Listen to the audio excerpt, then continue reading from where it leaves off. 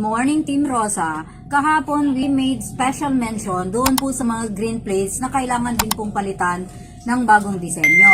Ngayon naman po, ang ating i-feature ay yung 7-digit plates katulad po nito.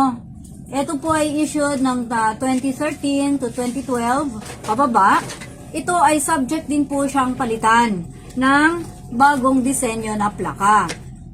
Gaya rin po ng sinabi ko, ang ipapalit po namin ay the same ending po ng plaka para hindi po ma-disrupt ang schedule ninyo for registration.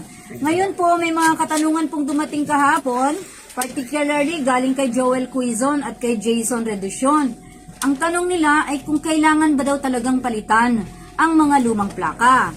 Ang sagot po namin ay opo, kailangan po talaga nating palitan because of Republic Act 12209 na inamyendahan po niya yung Motorcycle Crime Prevention Act na Republic Act 11235 na dating na-issue.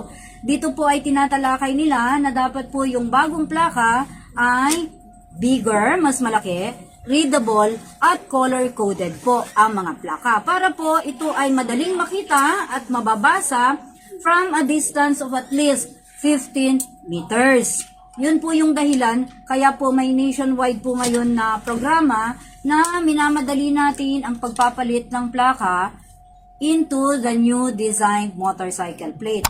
Again, marami naman ang nagtatanong kung magkano daw po o kung may bayad. Inuulit po natin, libre po ang pagpapalit ng ating mga plaka.